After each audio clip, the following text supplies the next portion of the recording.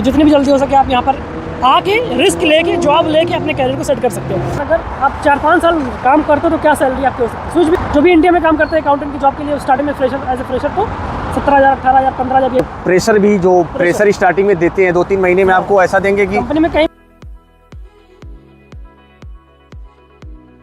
Welcome back to my new video. मैं अभी हूँ दुबई के अंदर, मेरे सामने है फ्यूचर म्यूजियम और इस तरफ है मेट्रो स्टेशन।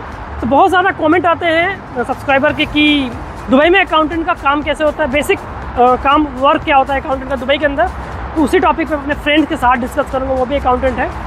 तो एक अकाउंटेंट का काम क्या होता है, बेसिक अकाउंटेंट का काम क्या होता है दुबई के अंदर, डे टू डे एक्टिविटीज़ क्या होती है, उस पर हम डिस्कस करने वाले इस वीडियो में। इस वीडियो में मेरे साथ मेरा दोस्त वकार, इसको भी अच्छी खासी नॉलेज है अकाउंटेंट की, ये भी जॉब करता है अकाउंटेंट का दुबई के अंदर। सो दोनों का एक्सपीरियंस लेकर बताएंगे कि जो लोग भी यहाँ पे आना चाहते हैं एज ए अकाउंटेंट तो उनको क्या क्या आना चाहिए, क्या क्या मतलब स्टार्टिंग में बेसिक चीज़ें क्या क्या काम आना चाहिए ताकि वो कर सके अकाउंटेंट का क्या क्या काम होता है दुबई के अंदर। सो मैं पहले इससे ही पूछूंगा कि क्या क्या काम बेसिक आना चाहिए जो हम लोग यहाँ पे बेसिक अकाउंटेंट का काम करते हैं। अपने एक्सपीरियंस बताओ कि क्या क्या एक नॉर्मल जो 2 साल 3 साल काम करके यहाँ पे आता है तो दुबई के अंदर उसको क्या क्या काम करना पड़ सकता है एज ए अकाउंटेंट अगर वो आता है। एज ए या बेसिक उसको ये है कि डे टू डे की जो एक्टिविटी है, जो एक्सपेंसेस है, रेंट एक्सपेंस हो गए और cell purchase, receive payment, bank reconciliation और नॉर्मल अकाउंटेंट की जो जूनियर अकाउंटेंट की एक कैटेगरी है। और उसको मेल सबसे बड़ी जो चीज़ है जो मेलिंग आनी चाहिए और उसको किसी टॉपिक पे कैसे मेल लिखना, आउटलुक कैसे हैंडल करना है, किसको कैसे रिस्पॉन्स करना है, मेल चलाना आना चाहिए। मेल हर एक अकाउंटेंट का डेली का काम होता है। मेल आती है, मेल जाती है, चाहे इनवॉइस भेजना हो, चाहे पेमेंट भेजना हो, पेमेंट रिसीव करना हो, फॉलो अप के लिए हर कुछ मेल पे क्लाइंट से फॉलो हम लोग लेते हैं। तो ईमेल आउटलुक चलाना आना चाहिए, सबसे इंपॉर्टेंट चीज़। दूसरी चीज़, दुबई के अंदर जॉब करने के लिए आपको सबसे इंपॉर्टेंट चीज़ है वो इंग्लिश अगर आपको नहीं आती तो यहाँ पर आना बहुत मुश्किल है, जॉब लेना बहुत मुश्किल है। आप इम्प्रूव करो, थोड़ा बहुत सीखो, ऐसा नहीं कि बहुत फ्लुएंट आना चाहिए तभी आ सकते हो, थोड़ा बहुत भी आएगा तो आप यहाँ पे आके इम्प्रूव कर सकते हो। बट पूरा टोटली जो भी इंटरव्यू होता है वो इंग्लिश में ही होता है। तो मेल हुआ, जनरल एंट्रीज हुई, आउटलुक चलाना आना चाहिए, इंग्लिश ठीक ठाक होनी। और इसमें सबसे बड़ी गलती जो मेल चलाने में करते हैं, सर्च करने में, मेल को सर्च करना, ये भी आना चाहिए। बहुत लोगों को ज़ोहो मेल में पता ही नहीं होता कैसे हम अपने मेल को प्रीवियस चेक करें। एक मेल आया और वो 2 दिन पुराना होगा, वो नीचे चला जाता है, तो उसमें सर्च बार आता है, सर्च में डालें। उसके बाद अगर उसमें डॉक्यूमेंट अटैच है तो उसका नाम लिखें, इनवॉइस नंबर विथ अटैचमेंट, तो वो इजी तरीके से आज मिल जाता है। और सब्जेक्ट लाइन से आप किसी भी ईमेल को फाइंड कर सकते हो, वो सारी चीज़ आपको आना चाहिए, बेसिक चीज़ है वो। और कोई एक गलती बहुत बड़ी जो कि मैंने भी की है मेल में, वो हमेशा मेल की जो सीसी होते हैं उसमें देखना चाहिए। ऐसा तो नहीं है कि मैं जो चीज़ें मैं दे रहा हूँ, कभी मैं अपने सप्लायर को कोई या इनवाइसेस भेज रहा हूँ, ऐसा तो नहीं है कि उसमें मेरी बायर की भी इंफॉर्मेशन जा रही है, क्योंकि ये जो लॉ है यहाँ का कंपनी वायलेशन हुआ है, कंपनी कॉन्फिडेंशियल वायलेशन, तो इसका वो केस लगा सकते हैं। तो कोई भी अगर हम मेल करते हैं, सपोज अगर किसी कस्टमर को मेल करते हैं, हमारे पास बहुत सारे कस्टमर है, बट किसी कस्टमर की इनवॉइस हम किसी को भेज रहे हैं मेल में, तो उस ईमेल के अंदर हम किसी तीसरे कस्टमर को नहीं रखेंगे, ये वायलेशन है, कंप्लायंस का अगेंस्ट हो जाएगा, क्योंकि तीसरे कस्टमर को सारी डिटेल मिल जाएगी, तो वो तो बायर से डायरेक्ट कनेक्ट हो जाएगा, तो हमारा बिजनेस चला जाएगा वहाँ पे। सब चीज़ें बहुत ज़्यादा इंपॉर्टेंट करती है, सब चीज़ें ध्यान रखनी चाहिए। और तीसरी सबसे इंपॉर्टेंट चीज़ जो अकाउंटेंट के लिए वो एक्सेल है। एक्सेल सबसे ज़्यादा इंपॉर्टेंट है। अगर आप अकाउंटेंट का जॉब करते हो तो एक्सेल चलाना आना चाहिए। एक्सेल के अंदर क्या क्या बेसिक चीज़ें होती है, बेसिक फार्मूला क्या होता है, vlookup, hlookup, sumif, count, average, ये सारी चीज़ें आपको पता होनी चाहिए। अगर एक्सेल के बारे में नहीं पता है उसके बारे में पढ़ो, सीखो, उस पर काम करो, क्योंकि वो सारी चीज़ें बहुत ज़्यादा इंपॉर्टेंट है। एक्सेल में आप करते होगा डेली। हाँ, डेली का काम हम लोग का रहता है, जैसे पार्टीज का लेजर रिकन्सिलेशन हम वीलुकअप से कर लेते हैं। वीलुकअप से ईजी तरीके से हो जाता है, या तो पावर टेबल से हम डिटेल समरी, अगर 100 इनवॉइसेस है उसका टोटल हम वीलुकअप में देख लेते हैं, तो हम पकड़ लेते हैं कि गलतियाँ कहाँ से हो रही हैं। एक्सेल तो बहुत ज़्यादा बड़ा है, बहुत एक्सपेंड यूज़ करते हैं वो सम इफ, काउंट, एवरेज और पावर टेबल हो गया, वीलुकअप हो गया, ये सारी चीज़ें ज़्यादा यूज़ करते हैं। इससे हमारा सारा काम हो जाता है, लगभग सारा काम हो जाता है। मैनेजमेंट लेवल पे जाओगे तो बहुत सारे बड़े बड़े फार्मूलाज होते हैं, वो सारी चीज़ें सीखनी पड़ेगी, इम्प्रूव करनी पड़ेगी। और बेसिक चीज़ें यही चीज़ है। और इसके अलावा कॉलिंग, लोग बोलते हैं कॉलिंग करते कि नहीं, अकाउंटिंग के काम में कॉलिंग रहती है, डेली कॉल आती जाती, तो कॉलिंग नहीं होती है। अगर आप पूरा दिन काम करते हो तो किसी क्लाइंट का 1-2 कॉल आ गया, बाकी कॉल सेंटर का रिलेटेड कोई काम नहीं होता है। ऐसे अकाउंटिंग आपको नहीं करना पड़ेगा कॉल, डेली कॉल रिसीव करना या इनकमिंग आउटबाउंड कॉल से कोई रिलेशन नहीं है हमारा, तो अकाउंटिंग का ये काम नहीं है। वो कभी कभी होता है, जैसे सप्लायर कभी कभी फॉलोअप लेता है पेमेंट के रिगार्डिंग, तो वो कॉल करता है कि कब हमारी पेमेंट आप रिलीज़ कर रहे हैं, तो कभी कभी होती है, लेकिन बहुत माइनर केस है, बहुत रेयर केस में करते हैं। ज़्यादातर मेल से ही हम सारी चीज़ें भेजते हैं कि कब आपको पेमेंट होगा, और मेल आना बहुत ज़रूरी है एज ए अकाउंटेंट होना, क्योंकि हमारे इंडिया में सारी चीज़ें मेलिंग से नहीं होती, बहुत कम कंपनियां फॉलो करती हैं, बहुत सारे सिर्फ वर्बली करते हैं, या तो मोबाइल से करते हैं या फिर एक्सेल शीट पे बना दिया, फिर उसको व्हाट्सएप पे भेज दिया, या रेयर केसेस में साल में, मैं बता रहा हूँ मैंने कितना मेल किया अपने ड्यूरिंग 2 साल में।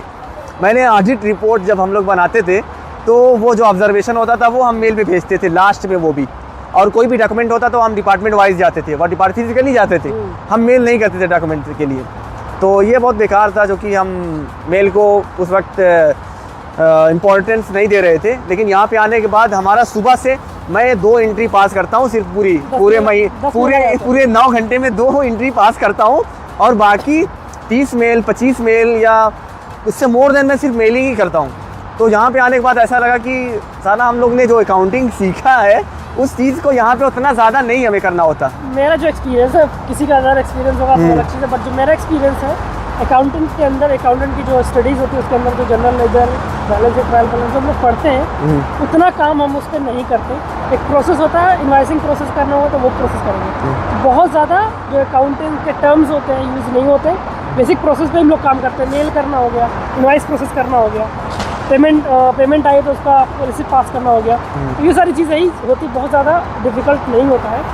अकाउंटिंग के टर्म में बोले तो जनरल लेजर, अकाउंटिंग, ये सारी कम यूज़ होता है। जी जी, एक प्रोसेस पे ही काम करते हैं। तो ये हो गया काम के बारे में। तो काम कोई भी अगर इंडिया से करके आता है तो यहाँ पर काम सीख जाएगा, कर लेगा, काम बहुत ज़्यादा डिफिकल्ट नहीं होता, बट इंग्लिश आपको आनी चाहिए, और ताकि इंटरव्यू आप क्लियर कर सकें। इंटरव्यू में बहुत सारे क्वेश्चन पूछते हैं, उसके साथ साथ आपकी कम्युनिकेशन चेक करते हैं, कॉन्फिडेंस चेक करते हैं, आपकी स्टेबिलिटी चेक करते हैं कि आप कब तक रुक सकते हो, वो सारी चीज़ें बहुत इंपॉर्टेंट करती हैं। और प्रेशर भी, जो प्रेशर स्टार्टिंग में देते हैं 2-3 महीने में आपको ऐसा देंगे कि कंपनी में कहीं भी जाओगे प्रेशर ज़्यादा देंगे कि ये काम कर पा रहा है कि नहीं, ये थोड़े काम देंगे, ज़्यादा काम देंगे, ज़्यादा प्रेशर देंगे, ताकि आप अगर कर ले रहे हो तो आप लॉन्ग टर्म के लिए उनके एम्प्लॉय हो जाए। और टाइम पीरियड बांध देते हैं उसको, बाउंडेशन डाल देते हैं कि आपको 1 वीक या 2 वीक के अंदर ये चीज़ क्लोज करना है, और तुम चेक करते हैं कि इसकी कैपेबिलिटी क्या है, ये कर सकता है या नहीं कर सकता। तो अगर फ्रेशर आप हो, फ्रेशर हो किधर आते हो, तो बहुत ज़्यादा प्रॉब्लम होने वाली है, क्योंकि फ्रेशर्स को प्रेशर हैंडल करना नहीं आएगा, जो कॉलेज से डायरेक्ट यहाँ पे आ सकते हो, जॉब ले सकते हो, डिफरेंट थिंग, बट अगर वहाँ काम करके यहाँ पे आते हो तो बहुत ज़्यादा हेल्प मिलेगी आपको चीज़ें